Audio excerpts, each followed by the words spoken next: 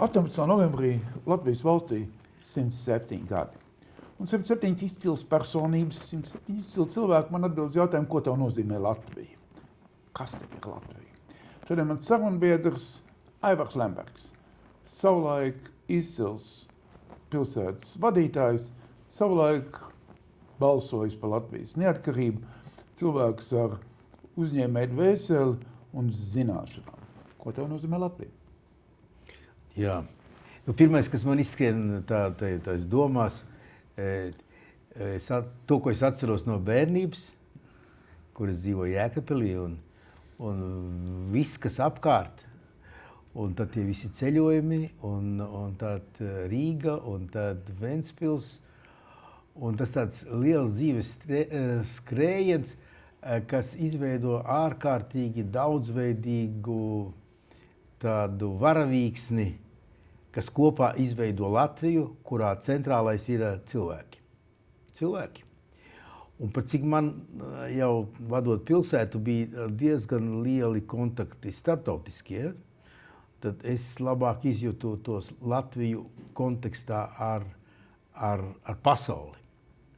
Jo bez Latvijas tādas pasaules konteksta Latviju īsti izprast grūti, varbūt, jā, jeb arī tas ir pārāk lokāli. Bet es tomēr pirmā vietā lieku cilvēkus, un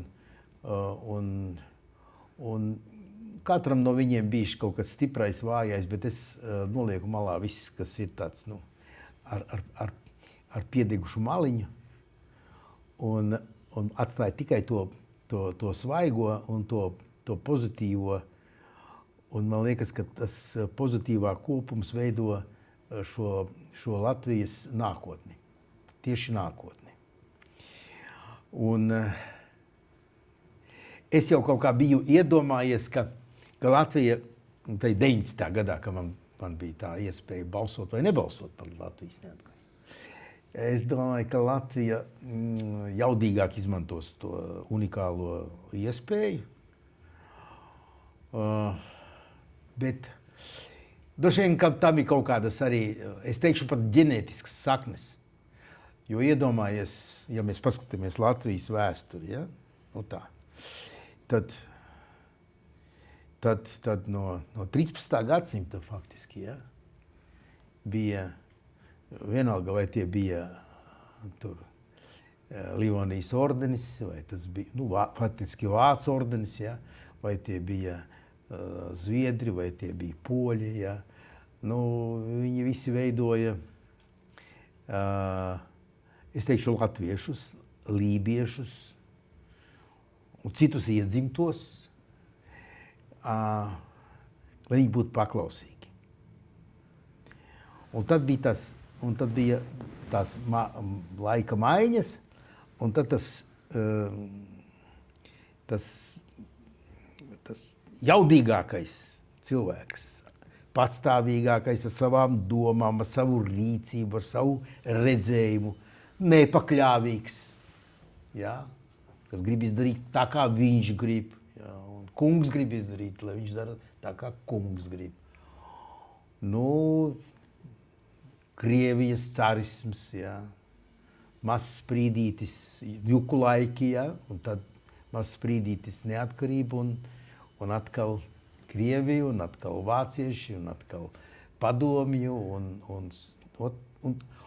un tad skaties, ik pa brīdim vācieši ienāk, Pirmais pasaules karš aizved prom, sākot ar iekārtām, beidzot ar kvalificētiem cilvēkiem, un viena daļa neatgriežas, ja, pilsoņu karā tur Krievijā vai ne, un tad 41., 49. Labākos iztīra, ja. Bet, zini, kas man šausmīgi priecē? Ļoti. Ne šausmīgi, bet ļoti priecē. Ka es braucu pa laukiem. Ka es redzu, ka nav iznīdēs tas saimnieks. Jo galvenais ir saimnieka. Un lauki ir sakopti, ir jaunas fermas, lieliska tehnika, un tā visa strādā. Saprot?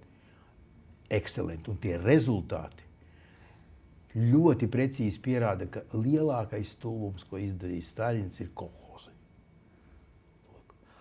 Un tā alternatīva ir saimnieks zemē.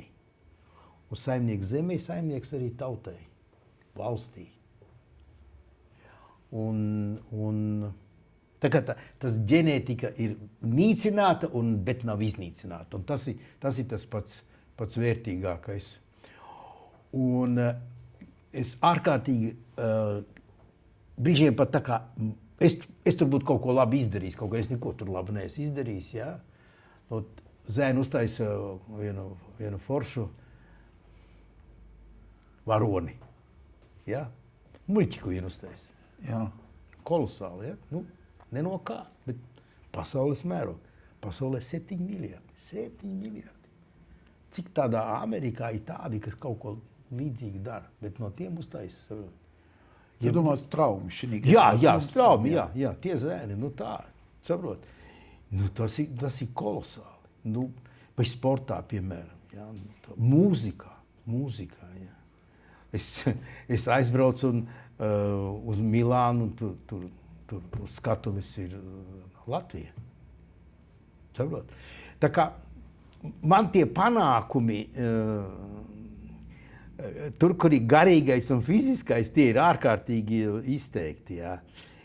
Tur, kur tā māka vadīt, tur viņi nav tādi, kā viņiem vajadzētu būt. Bet tagad ienāk jauna paudze, un man Latvija ir ar tādām cerībām, viņiem ir liels pluss. Viņiem ir ļoti liela ambicija, viņiem nav padomju mantojuma tādā ziņā, ka skatīties uz augšu un mēģināt uzminēt, ko domā Maskava vai Rīga, ja? Ceka, viņiem tas nav. Ja? Un līdz ar to viņiem ir ambīcija realizēt savu to es, bet tur ir atkal viens mīnus, ja viņi to grib izdarīt rīt uz pusdienu laiku. Bet tas vienmēr tā bijis, un kādam jau arī tas izdosies. Jo es vienmēr skatos ar tādu, nevienmēr, bet tomēr es skatos ar tādu cilvēku, kas toreiz 19. gada 4. maijā, kuram bija ko zaudēt, ja iet pret sistēmu. Būtu iegriezies savādāk. Gorbačovu vietā ienāktu Vladimirs Vladimirovičs. Es būtu tālu Sibīrijā, labākā gadījumā. Jo es biju no nomenklatūras, kas bija nodevis nomenklatūru. Tādas lietas nepiedot, jā? Tā.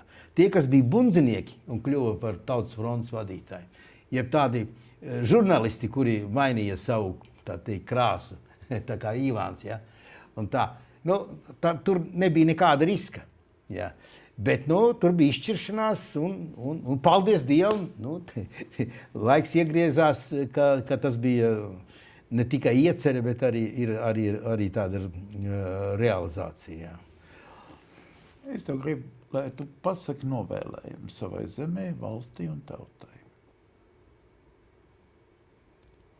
Jūs zināt,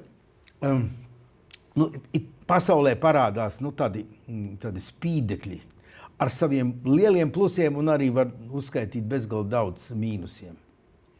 Bet, es tomēr, šis laiks, kad mēs runājam ar tevi, tas ir Donalda Trumpa ASV prezidenta laiks pasaulē. Ar milzīgu ambīciju Amerika pirmajā vietā. Un no viņa var mācīties, ka Latvija pirmajā vietā jebkurā brīdī, jebkurā sekundē, minūtē, stundā, diennaktī, nedēļā, mēnesī, gadā, gadsimtā. Visu laiku Latvija pirmā vietā. Pat tad, kad varbūt jādara, kas nav izdevīgi Latvijai, atrast, lai tomēr to lietu pagrieztu, kaut vai tik cik melns aiz naga, bet par labu Latvijai.